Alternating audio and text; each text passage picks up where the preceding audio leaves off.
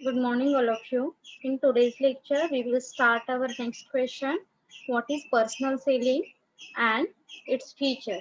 Personal selling is one of the sub element of promotion. जसं आपण advertising learn केलेलं आहे, publicity learn केली, sales management.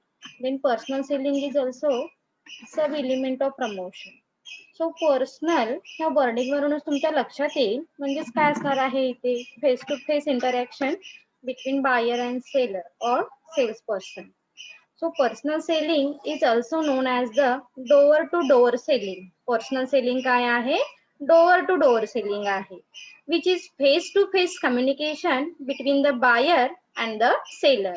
म्हणजे इथे एक minute guys.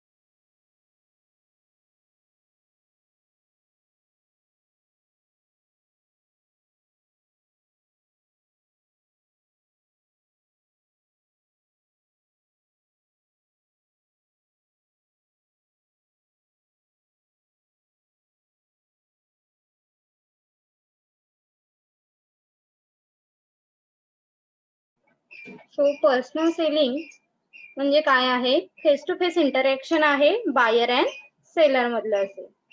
So this is the oldest form of promotion.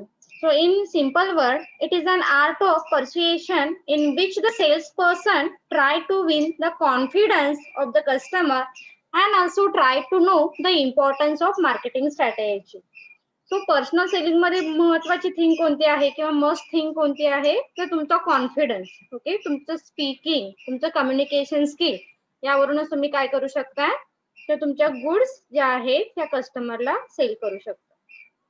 So personal selling has become consultative selling, which the seller has become. It is the face-to-face communication between the buyer and seller. So दोन definition दिलेले आहेत Philip Kotler. Personal selling is the types of personal or local presentation by the firm's sales force for the motive of making sale and building customer relationship. हे नक्कीच आपल्याला माहिती आहे की personal selling मधून काय होणार आहे तर एक कंझ्युमर सोबत आपण गुड रिलेशनशिप बिल्डअप करू शकतो, कारण इथे कंझ्युमर सोबत direct face to face interaction आपलं होत असल्यामुळे. So personal selling is the types of personal और local presentation by the firm sales force for the motive of making sales and build customer relationship. Then personal selling involve individual personal communication in contrast to mass relativity impersonal communication of sale, promotion, advertising and other promotional tools. So personal selling काय आहे? Personal selling involve individual personal communication in contrast to mass relativity impersonal communication. म्हणजे जसं advertising आहे, publicity आहे किंवा other जे promotion tools आहे त्याच्याबरोबर कॉन्ट्रास्ट पार्ट म्हणून आपण पर्सनल सेलिंग कन्सिडर करतो, because here we prefer face to face interaction between buyer and seller. तर त्याचे काही फीचर्स दिलेले आहेत बघा. First, face to face interaction. So this is the first feature of personal selling and it means that there is a face-to-face interaction between the buyer and seller. जसं आपण आता intro मध्ये बघितलेलंच आहे. पर्सनल सेलिंग ह्या wording वरूनच आपल्या लक्षात येतं की इथे जे सेल असणार आहे हे कसं असेल, फेस टू फेस इंटरॅक्शन करून आपण काय करतो, कंझ्युमरला कन्व्हिन्स करतो आपली गुड्स अँड सर्व्हिसेस परचेस करण्यासाठी.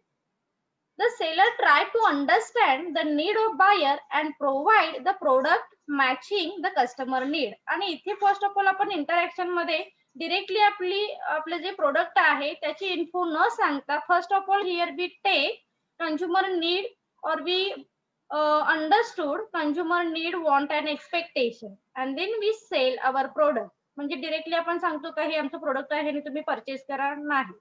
तर पहिली स्टेप काय सांगितली जाते फेस टू फेस इंटरॅक्शन मध्ये की कंझ्युमरची रिक्वायरमेंट काय आहे, नीड काय आहे, आणि त्या नीड कन्सिडर करून अंडरस्टूड करून आपण काय करतो, आपल्या प्रोडक्टची इन्फॉर्मेशन ही बायरला दिली जाते. Then two way dialogue. This is the second feature of personal selling and it means that there is the two-way dialogue between the customer and the seller in personal selling. Two way dialogue का म्हटलेला आहे, कारण इथे फक्त seller बोलतो आहे का किंवा फक्त बायर त्याचे रिक्वायरमेंट मेन्शन करतोय का, नाहीये. सो इंटरॅक्शन हे कसं आहे, डायलॉग हे कसे आहेत तर टू वे आहे. That means buyer and seller मध्ये. The customer will response in case of he has certain objective while the seller will respond with the appropriate solution to the customer problem.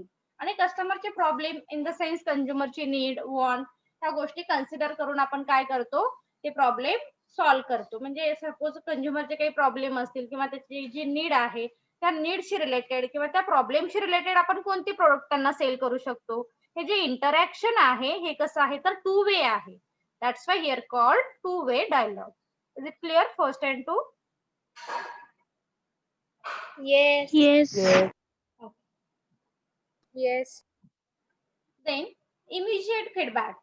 This is the third important feature or merits of personal selling is the immediate feedback. आपण काय करू शकतो इथे immediate feedback हे collect करू शकतो as compared to other form of personal promotion.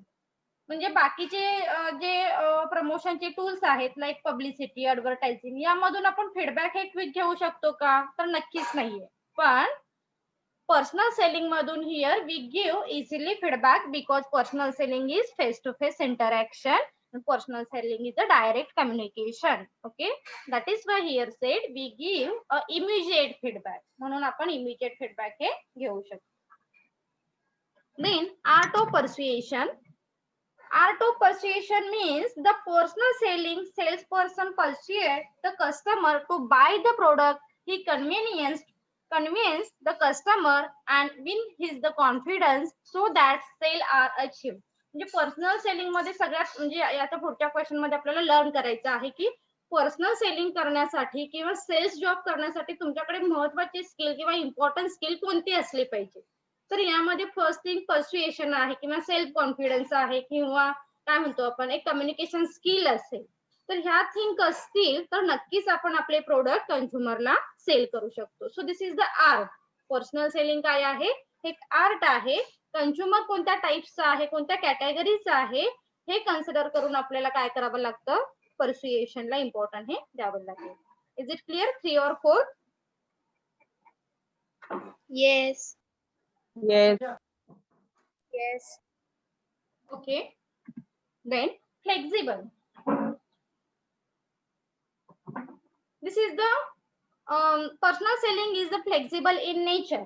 Flexible means the nature of product will be varied.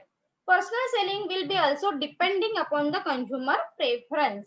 म्हणजे आपण फ्लेक्झिबल काय म्हटलेलं आहे, आता तुम्हाला पण काही एक्सपिरियन्स असतील म्हणजे डोर टू डोअर जाऊन जे सेल्स पर्सन आहेत प्रोडक्ट सेल करतात ते काय करतात, कंझ्युमरचा टाइप्स काय आहे किंवा कंझ्युमर फॉर एक्झाम्पल म्हणजे मेलला कन्व्हिन्स करणं आणि फिमेलला कन्व्हिन्स करणं हे कसं आहे तर अकॉर्डिंग टू जेंडर हे आपण काय करू शकतो, आपले प्रोडक्ट, आपलं कम्युनिकेशन, आपलं स्किल इथे आपण चेंज करू शकतो. सो पर्सनल सेलिंग हे कसं असणार आहे, फ्लेक्झिबल आहे. आपले प्रोडक्ट काय आहेत किंवा कंझ्युमरचा टाइप्स काय आहे, कंझ्युमरचा क्लास काय आहे यानुसार आपण आपल्या स्पीच मध्ये, आपल्या कम्युनिकेशन मध्ये, आपल्या कॉन्फिडन्स मध्ये फ्लेक्झिबिलिटी ही आणू शकतो. That's why. Then satisfaction. So personal selling due to the effective communication between the seller and the targeted buyer, a sense of the satisfaction take place in them that the product are either sold or the information is required for the targeted buyer. about the modification and change of the product and services. म्हणजे फक्त आपण convince करतो का product घेण्यासाठी? नाही. Personal selling मध्ये आपण एक तुम्ही जर तुम्हाला काही आठवत म्हणजे रिकॉल झाली ते एक्झाम्पल, तर आपण सांगू शकतो बघा की पर्सनल सेलिंग मध्ये सेल्स पर्सनचं एक नेहमीचं स्पीच असतं की तुमचं सॅटिस्फॅक्शन होणं हे महत्वाचं आहे आमच्या कंपनीसाठी. जर तुम्ही सॅटिस्फाय असलात, तुमच्या नीड कम्प्लीट झाल्या, तर नक्कीच तुम्ही काय करू शकता? रिपर्चेस करू शकता हे प्रोडक्ट. सो पर्सनल सेलिंग मध्ये सॅटिस्फॅक्शनला सुद्धा काय केलेलं आहे तितकंच इम्पॉर्टंट हे दिलं जातं. So is it clear question? Yes. Yes. So our next question, steps of personal selling.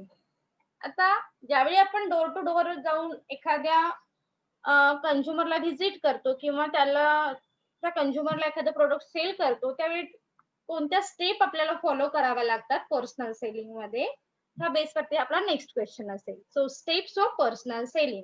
First point, prospecting and evaluating. So prospecting consists in the developing a list of potential customers.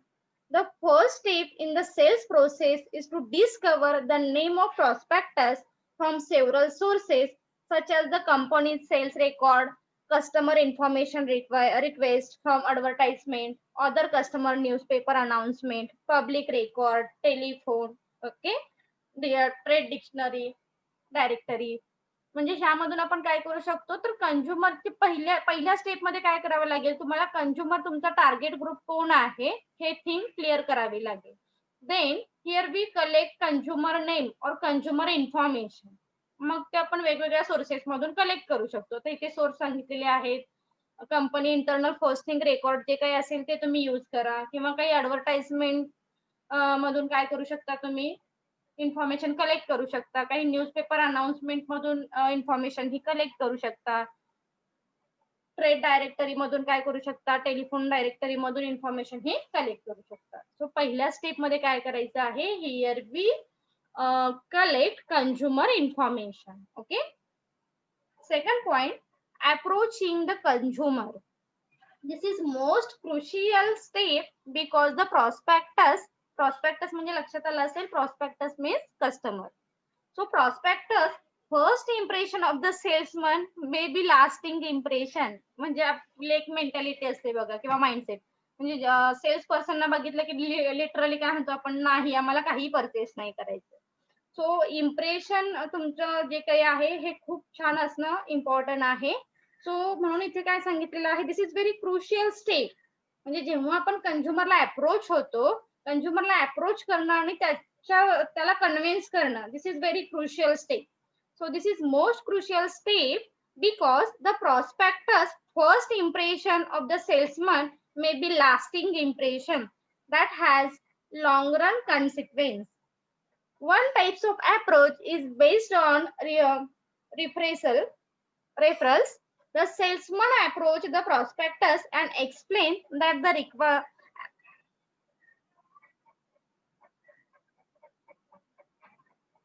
acquaintance as the associate or the relative has suggested the firm. आणि इथे काय म्हटलं जातं की आपण जेव्हा त्या कंझ्युमरला approach होतो आणि कंझ्युमरचं त्या सेल्स पर्सन वरती असणारं इम्प्रेशन हे कसं असणार आहे? First and last. म्हणजे तुम्हाला बघितल्यानंतरच लक्षात आलं पाहिजे की तुम्ही कसे त्या कंझ्युमरला कन्व्हिन्स करू शकताय. सो सेकंड थिंग म्हणजे आपल्याला काय करायचं आहे? कंझ्युमरला अप्रोच व्हायचं आहे. Then third step, preparing for the sale. एकच मिनिट आहे.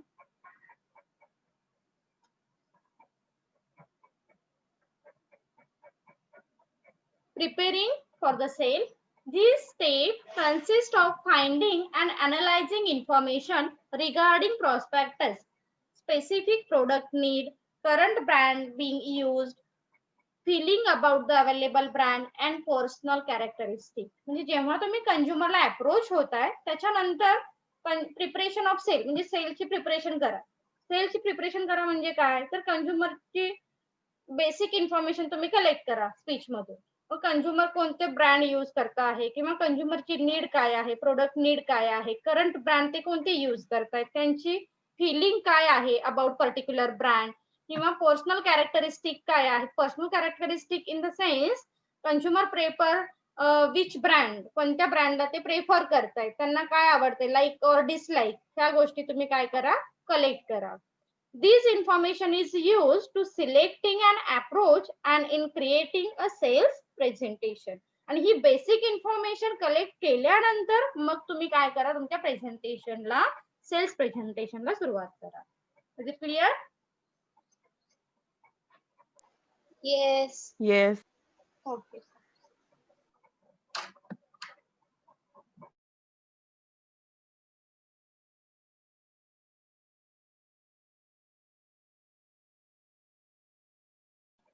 Then making the presentation. During the sales presentation, the salesman must attract and hold attention of the prospect in order to stimulate interest and convince and around desire for the product. आता इथे काय करायचं आहे ह्या step मध्ये, making the presentation, म्हणजे जेव्हा basic information तुम्ही कलेक्ट करताय त्याच्यानंतर प्रेझेंटेशनला स्टार्ट करायचं आहे. So during the sales presentation the salesman must attract and hold attention, म्हणजे त्या प्रॉस्पेक्टस म्हणजे कस्टमरचं अटेन्शन तुम्ही काय केलं पाहिजे, अट्रॅक्ट केलं पाहिजे आणि होल्ड केलं पाहिजे. And then we start the making presentation.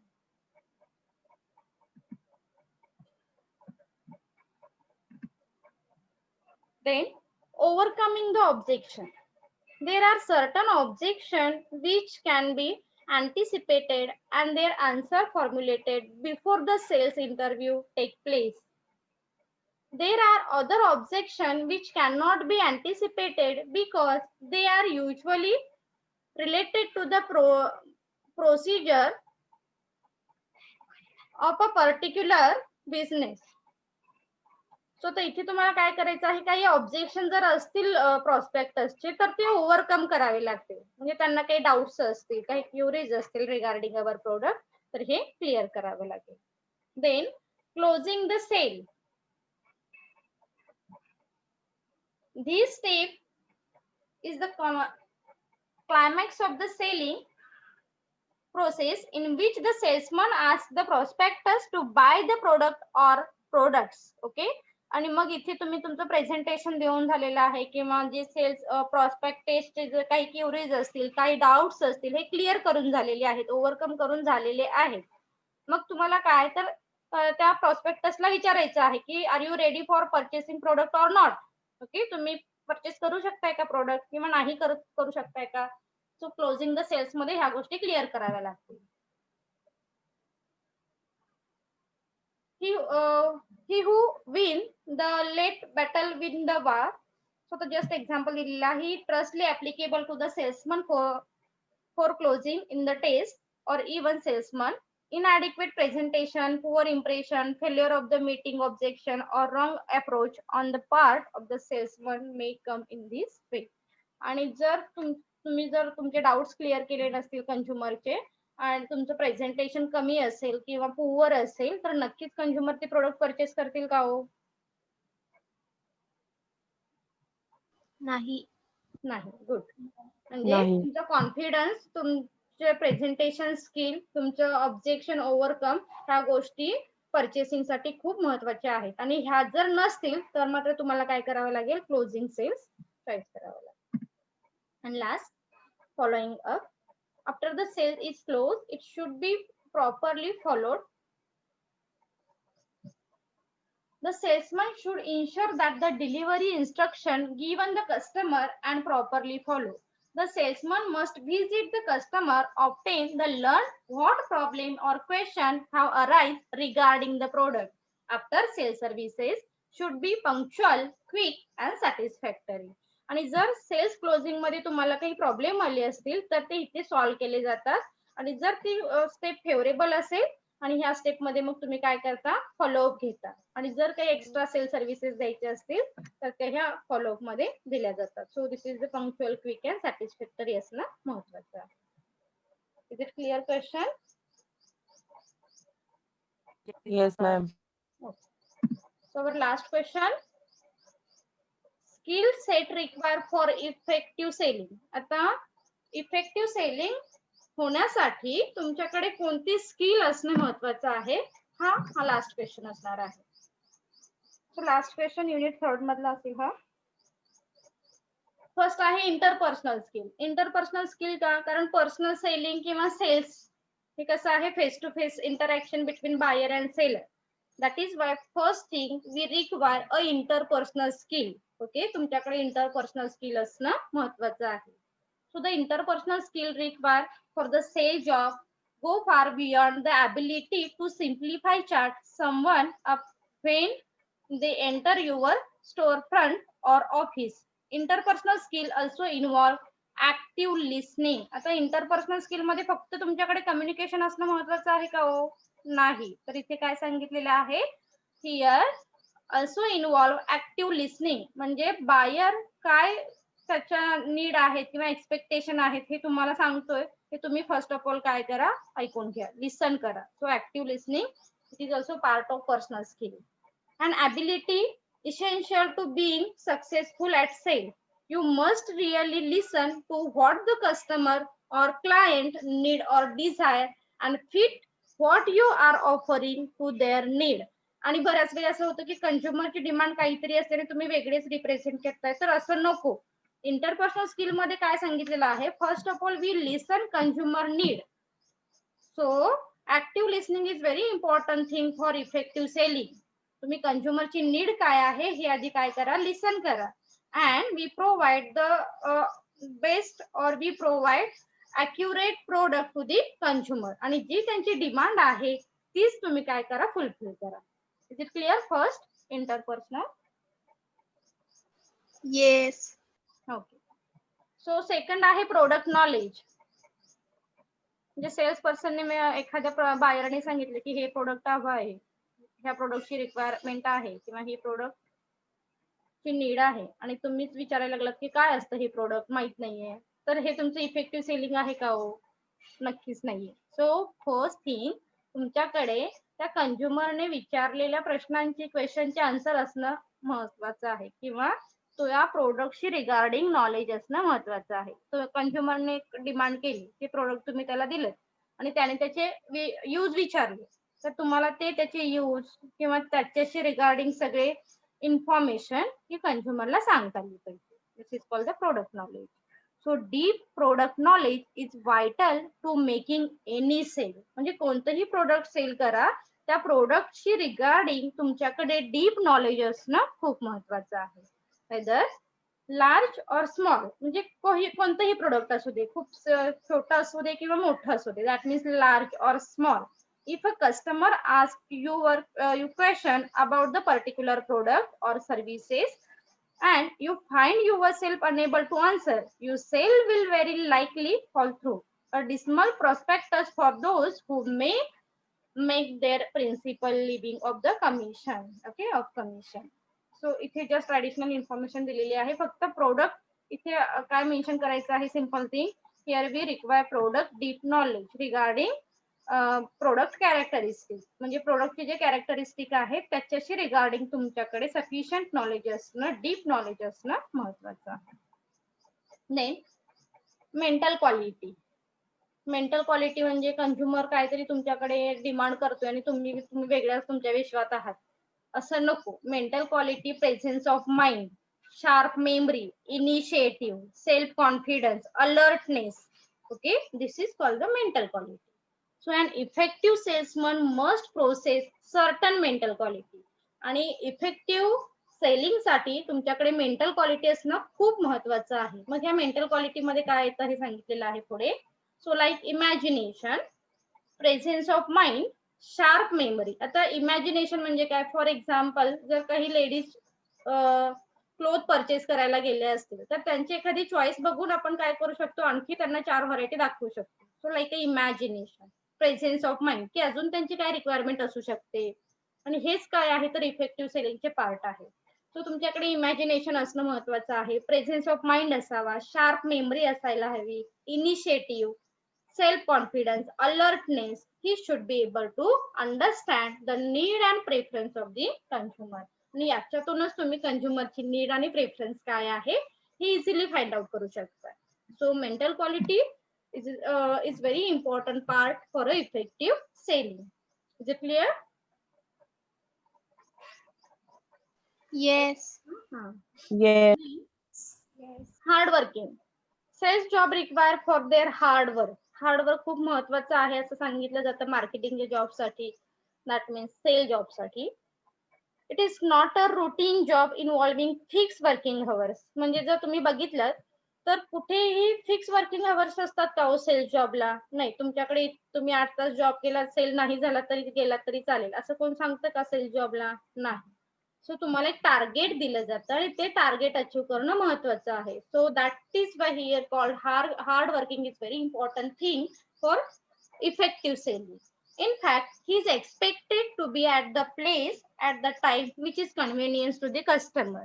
म्हणजे तुम्ही असे अज्युम कराल की मला म्हणजे कंझ्युमर पर्यंत रीच होणं हे काय आहे सेल्स साठी फार महत्वाचं आहे. सो कंझ्युमर हे कसे आहे म्हणजे वायडर आहेत म्हणतो आपण, खूप सारे आहेत. त्यामुळे प्रत्येक कंझ्युमर पर्यंत रीच होणं, की प्रोडक्ट आपले जे प्रोडक्ट आहेत हे सेल करणं, ह्यासाठी आपली मनी असतील, इफोर्ट्स असतील, टाइम असतील हे आपल्याला स्पेंड करावे लागतात.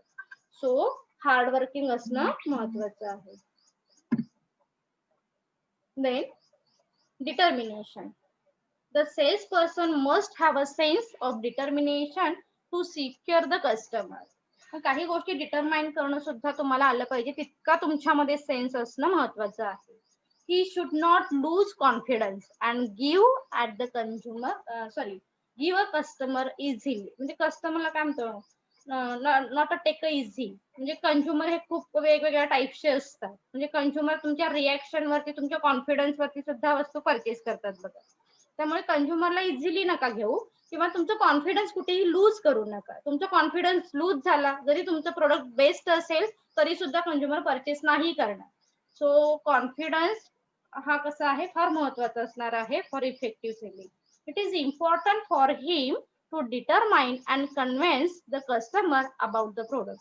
आणि तुमच्या प्रोडक्ट साठी कंझ्युमरला कन्व्हिन्स करता आलं पाहिजे तुम्हाला. So like a determination.